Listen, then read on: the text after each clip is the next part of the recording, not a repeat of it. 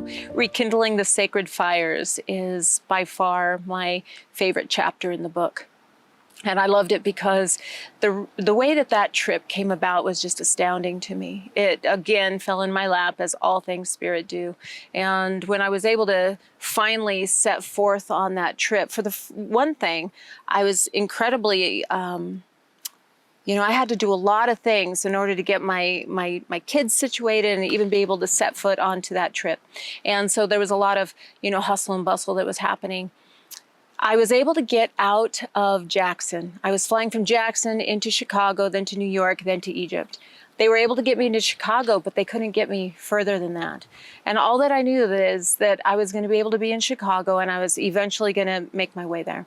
And so here I was, had to spend 2 nights in Chicago before I could even get any further.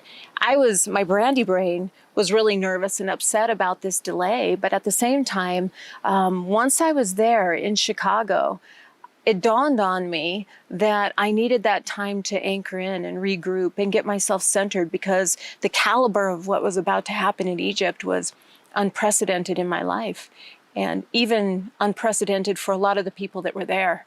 Hassan, who is our guide on that trip, he was phenomenal. He had been a guide for 30-something years at that time, and so many of the things that he had seen in times past, it's kind of like he had seen everything in those years. But when we got there, and here we are, we're preparing for this journey to go inside the big pyramid. And when we pulled around from the backside of the pyramid where we all got to watch the sunrise, and we came around the corner and it opened up to the Giza Plateau, and there was oceans of people and tour buses, and it was just not what I envisioned this trip to be.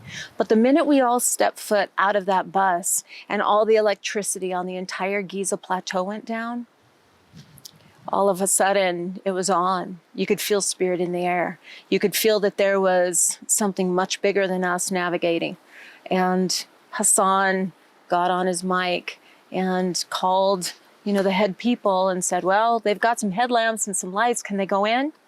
Sure. So there we went. We went in there. And just to be guided the way that we were, the main guy that was with us, he wasn't a guide, but he was a part of our group. And we started off down in the Queen's Chamber, and, to be down there and to have that first time spirit vision ever came to me like that. And when I say spirit vision, I literally was closing my eyes in the Queen's Chamber when this little gal was doing her toning bowl, and I was focusing on this roped off area. And they had just begun excavating it at the time. And it wasn't dug up very deeply, but in my mind's eye, I could see these underground channels. And I didn't know where they went. I had no idea, but I knew that there was, a reason to them. And then when we left there, and, I'm not going to be no spoiler alert, so I'm not going to give you everything because you need to read the chapter, but the way that it all progressed from there was just unbelievable. And that's actually my whole purpose, one of my main purposes, I should say, to Grateful, Powerful, Strong, in bringing journeys like that to people. Because every single time I go anywhere, I lead with spirit. And when you lead with spirit, spirit responds. When you are there, they will meet no matter what. So these journeys that I'm looking to create, I want people to come. Let's go. Let's go to these places that, spirit will bring us a trip.